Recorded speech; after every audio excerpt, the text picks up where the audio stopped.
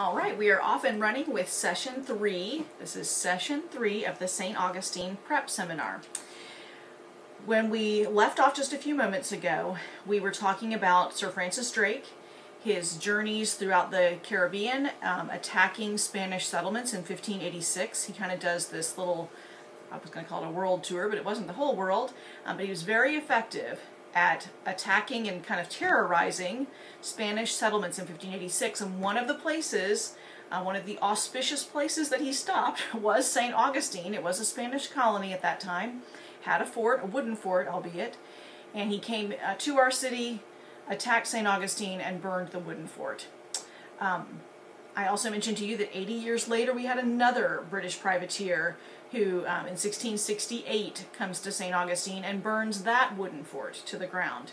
This will happen, I'll get the exact numbers for you, but 7 or 9 times something we have the fort burned to the ground repeatedly. And so eventually it really was an issue of money and priority, but eventually the Spanish crown, the Spanish royals, decided that it was worthwhile to invest financially in establishing a fort that could not be easily burned down.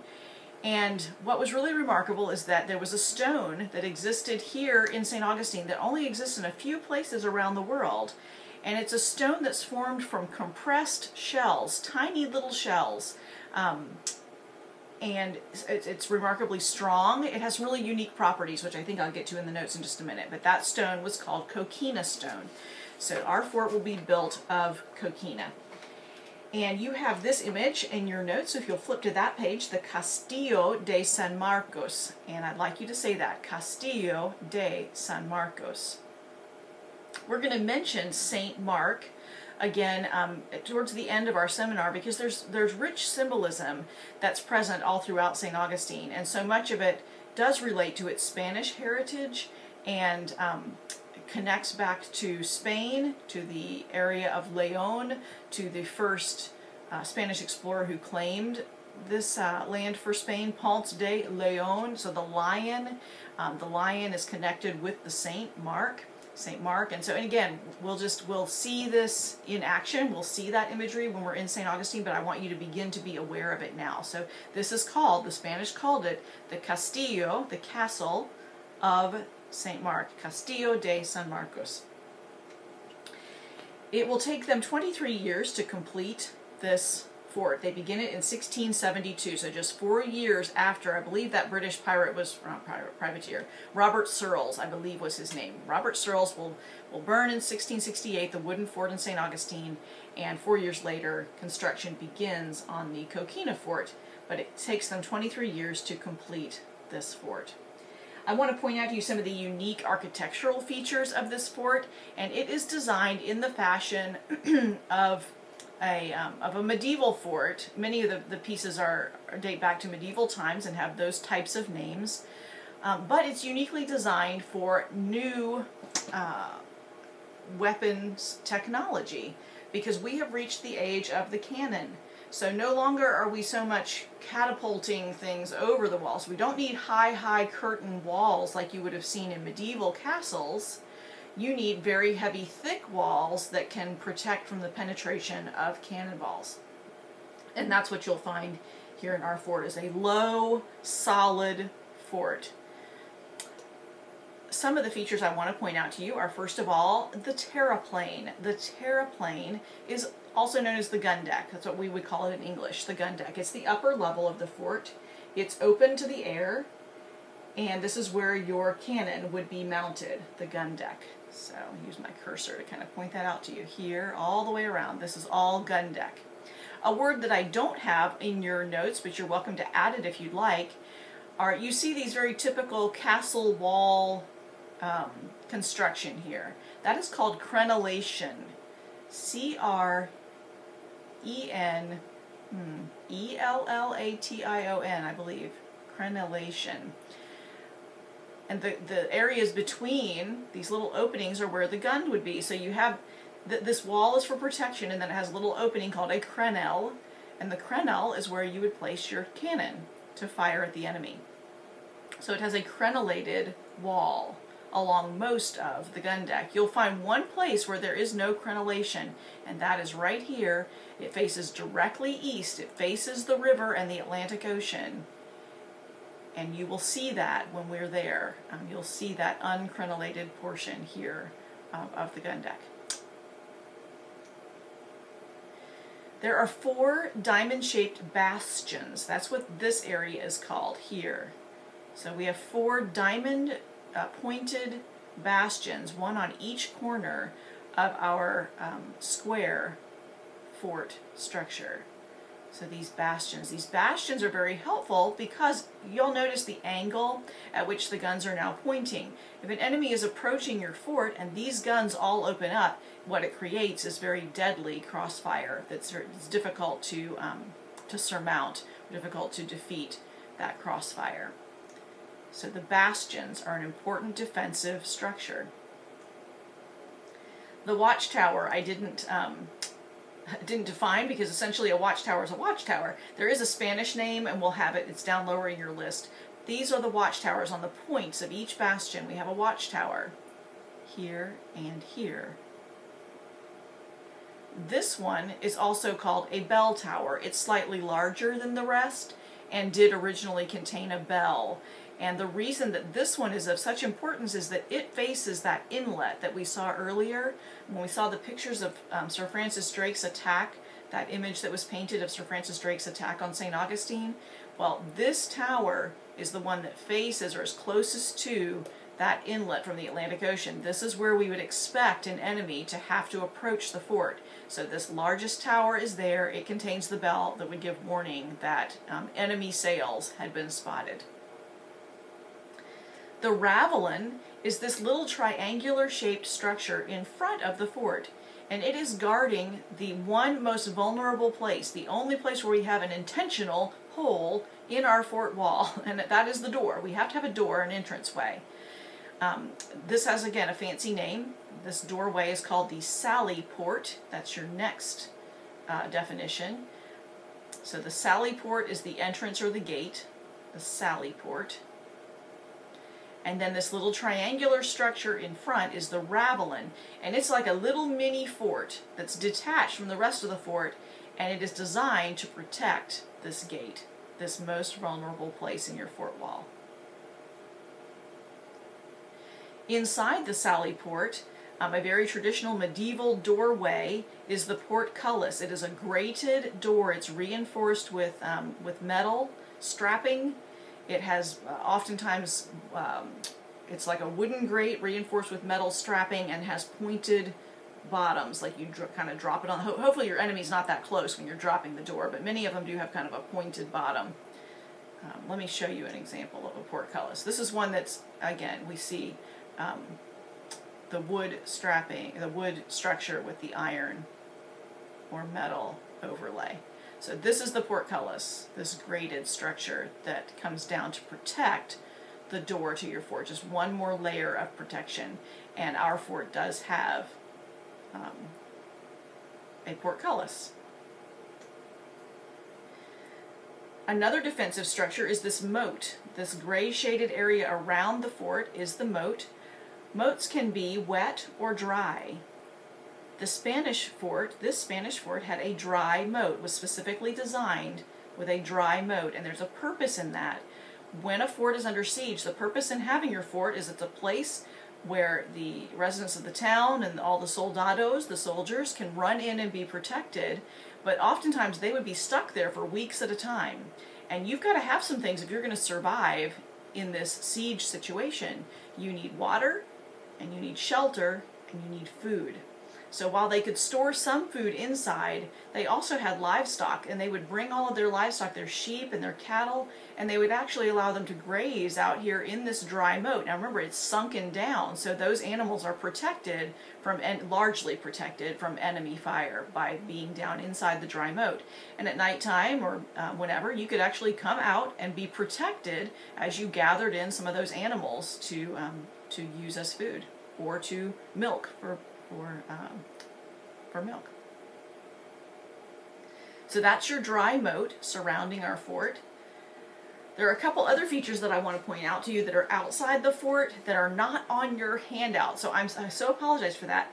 I normally teach this on site, and I will go over it, but I want you to see too. There's something called a glacis.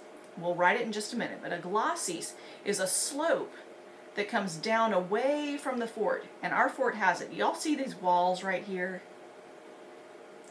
Those walls are kind of the highest point of a hill, and that hill slopes down, slopes down towards the town, or today towards the parking lot. It's off this way, and this slope comes down towards the town. You'll feel it because we have to walk literally up a hill to get to the fort.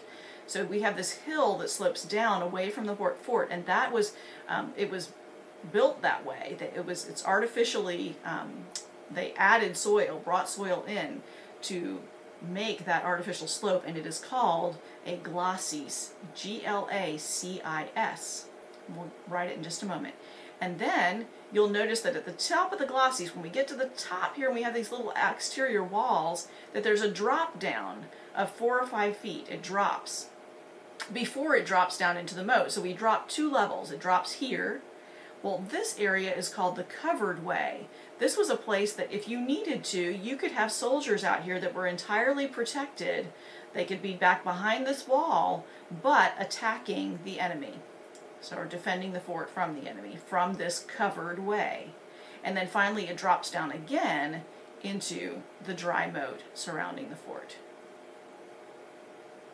So let's put those terms on your sheet and let's add them. The glacis is Glacis, and I just added mine down at the bottom of this list. The glacis, slope running downward from a fort.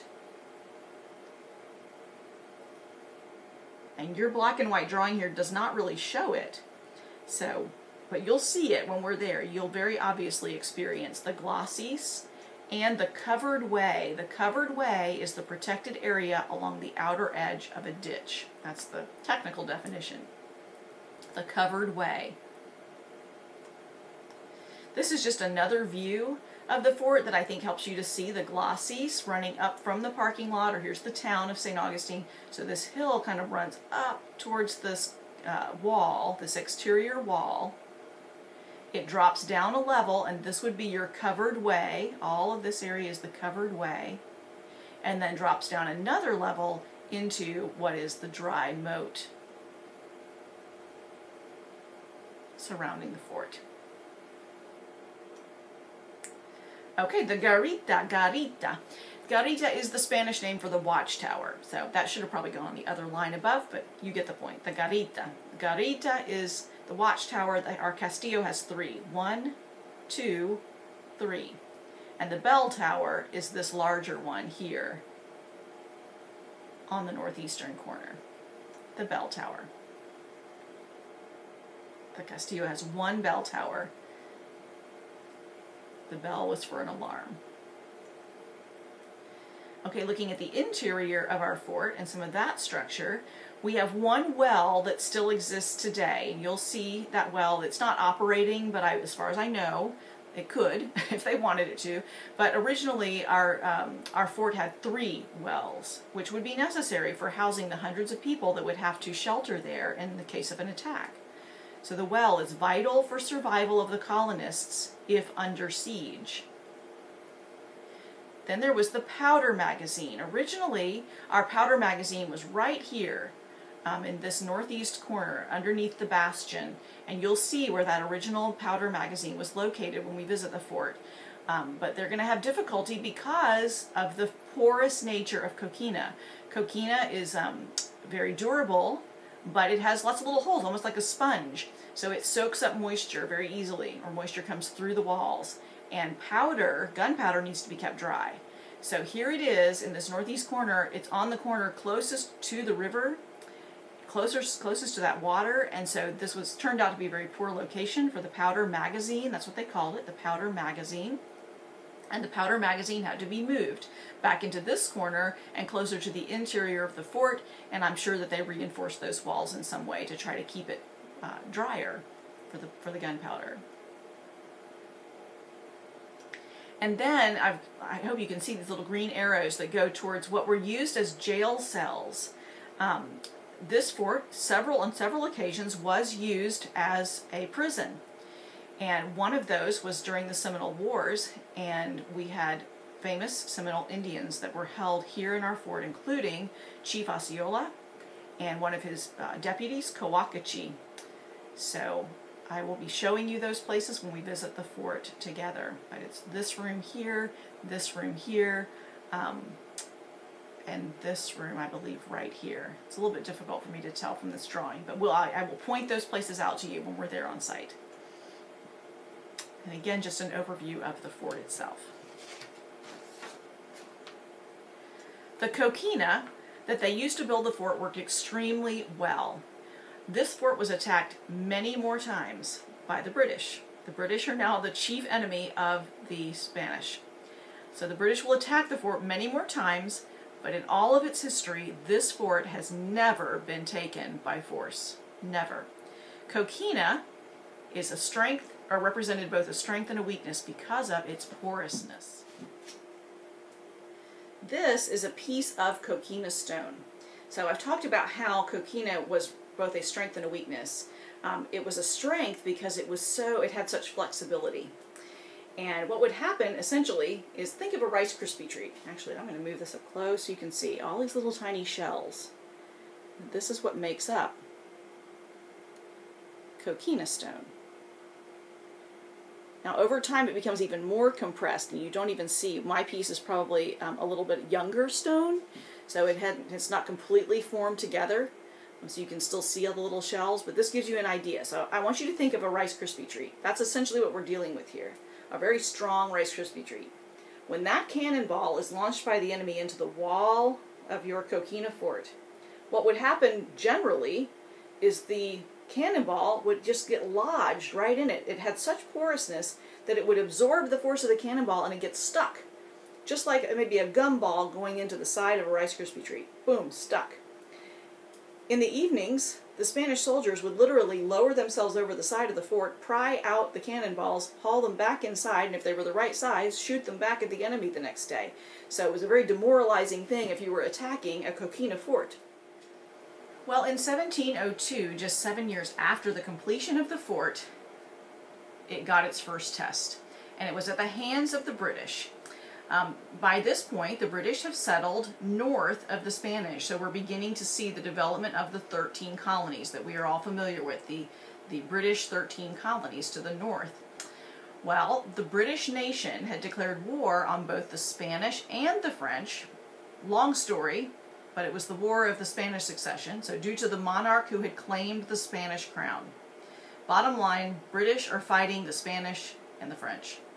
And so General James Moore of the colony that was at that time simply known as Carolina, we didn't have North and South, we just had Carolina, and so the British General, James Moore, marched south to attack his enemy, the Spanish.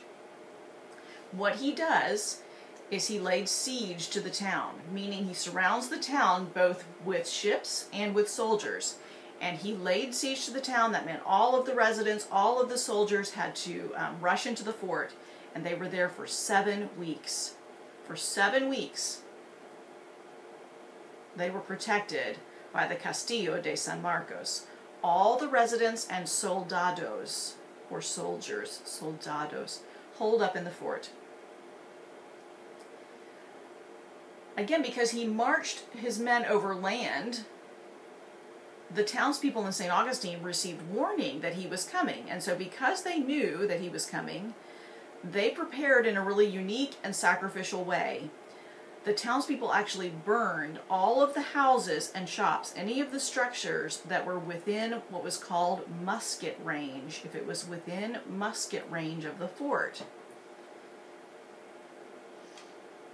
And you have a drawing there in your notes showing 750 feet was what was considered musket range. A musket is a gun. This is the range a musket could shoot a bullet, was 750 feet. Well, we don't want houses there for soldiers, enemy soldiers, to hide in and take shots at our fort. We don't want to give them an area that's protected. So we want to completely get rid of any of that covering area and make it a vulnerable area for the enemy. The way that they did that is they had again to burn down all of the houses that were within 750 feet of the Castillo de San Marcos walls. So all of the structures within this radius were burned down by the residents of St. Augustine. Okay? So now we have the British sitting out here in the town and in the river in ships surrounding the Castillo de San Marcos and waiting to starve the people out and take over this very strategic military location. It becomes a race. The British also are running out of supplies, and so they send off to British-owned Jamaica for more supplies. But St. Augustine had gotten word out to their colony, their closest colony in Cuba, that they were under attack and needed support. And what happened was the Spanish ships arrived in the bay first. So they come in through that same little inlet that you saw earlier. They arrived in the bay and they blocked all of General Moore's ships in. So his ships are now stuck. Well, he certainly was not going to have those British ships captured by the enemy Spanish. And so he decided to burn them. He burned all of his own ships and in retaliation burned every single other structure in the town. Everything. So for this reason, archaeologists know that there is no building in St. Augustine that dates before 1702 except the fort. The fort was the one structure that remained unconquered and unburned, but everything else in St. Augustine was burned by General Moore in 1702. It'll be 38 years before the British try it again, and in 1740, the British come back under a different general. This is Georgia's governor, the colony of Georgia. Their governor, James Oglethorpe, brought troops, headed south, and he too laid siege to the town of St. Augustine for 38 days. 38 days. So a little less than General Moore. He was serious about this, and he had plenty of ammunition. He pounded the fort and the town with cannon fire for 27 straight days. So his attack was largely a naval attack, and you do have a map that was drawn actually by the British, a view of the town and castle of St. Augustine and the English camp before it. And they're drawing this on June 20th, 1740. Thomas Silver, who was here with the British, drew this map showing the strategy and the positioning of the British Navy. Let me see if I have... Nope, I don't. Okay. So here's what happened. Bad weather came in, and Oglethorpe's British naval commander decided that he felt like this was the beginnings of a hurricane. It was hurricane season, and he was very nervous about having the British ships all stuck here and being damaged. So he refused to stay any longer, wanted to get those British ships out of harm's way. And so literally overnight, one day, the fort is being just pounded, hour by hour by hour. The cannonballs are flying, and there's this constant sound of gunfire. And after 38 days, they woke up the next morning, and everything had been packed up. The British were completely gone. And the Spanish settlement of St. Augustine and the Castillo de San Marcos were saved. Here's a little larger view of what was going on there. These are the British ships. They're in the inlet. This is the Matanzas River. Here they've labeled it, the English called it the castle. That would be our present day, what we call the Castillo de San Marcos. Here's the town, just as it was. Now this time, the town is not burned to the ground. So we do have structures that date back to this 1740 siege of General Oglethorpe from Georgia. This is again Anastasia Island. This is where that coquina was harvested that built our fort. And this is where the British mounted their cannon to attack the fort. So the ships sailed in as far as they could, and then dropped off many, many soldiers who are going to set up points of attack here on Anastasia Island. And that's what's documented in this drawing by Thomas Silver. Well then, St. Augustine became English, but it became English without a shot being fired at the fort. It became English as the result of a treaty. Let me flip my page and see where we are. So, in 1763, all of this area that you see that's pink is going to become English, where before, and here's the Spanish, before this yellow, this Florida section would have been bright yellow, would have been a Spanish holding, just like Cuba was, just like Central and South America were. But here's what happened.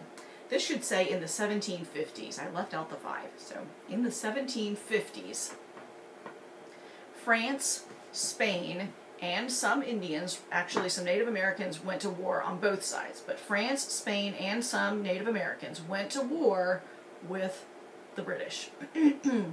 So it's that old rivalry. France and Spain are together ganging up on the British, who had established 13 colonies in North America. This fight was over control of land. And here in America, it was called the French and Indian War. It goes from 1754 to 1763. That's the dates of the war. So in 1763, the war ended. And guess who won? The British. The losers were the French and the Spanish, who had ganged up on the British. Okay, so British win the French and Indian War. Because of this, Spain had to actually give up Florida to the British. So because they had been part of the losing side, when the Treaty of Paris was signed in 1763, Spain has to actually now just give St. Augustine and all of Florida to the British. So now, for 20 years, St. Augustine would no longer be Spanish, it would be British. It was actually the 14th and the 15th British colonies in North America. We always talk about the 13 colonies. We don't talk about when the British got it, they divided it into East and West Florida, and that became the 14th and the 15th colonies, British colonies in North America. When the British came in and lived here for 20 years, they brought their British culture with them. And this would bring some changes to St. Augustine that were pretty obvious, pretty different than the way the Spanish had lived. So I'll be pointing out some of those changes to you while we're there on site, some of the things the British added to the traditional Spanish culture and architecture. I want you to see this map also so that you understand how the city was laid out during the colonial period. This is how the British received St. Augustine. When they came in 1763 and took over, again without a shot being fired, by treaty, when the British arrived, this is what they found, okay? They found the fort here, sitting right along the Matanzas River. Here again is that inlet going out to the Atlantic Ocean. I know it's drawn a little different every time, and part of that's because the sands do shift some. But also just remember that they don't have GPS or satellites that they can view from above. So this is the best image that they could construct.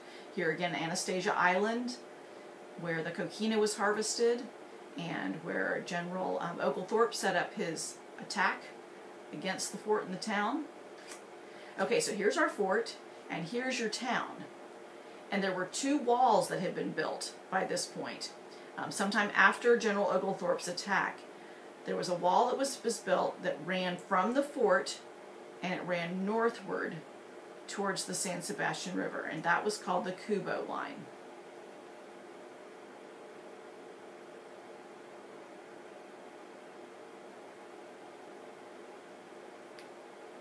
And that's right here, the Kubo line. Then we have another wall that runs along this side of the city that ran from the east to the southwest, and it connected the Kubo line down to the water. That was called the Rosario line. So we have the Kubo line and the Rosario line. And I'm just I'm just noticing that my directions aren't right, but this actually is running directly west. So the Kubo line is this, running from the fort, not northward, but it ran to the west towards the San Sebastian River.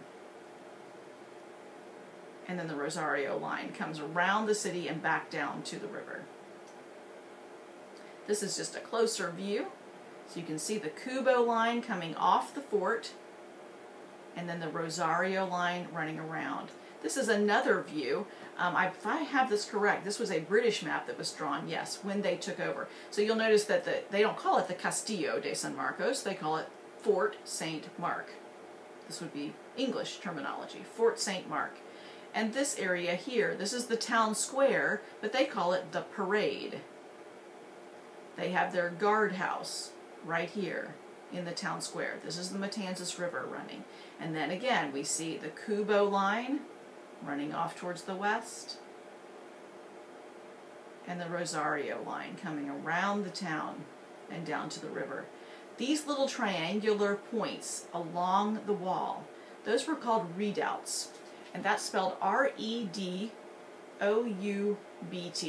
I don't have that in your notes, but we'll see a reconstructed redoubt. A redoubt is just a little fort, a little tiny fortress that is established along the wall of the town. So you can see that we have lots of these little redoubts all along. So if the town was under attack, we could actually bring cannons out here and put them in place and defend the town from the wall.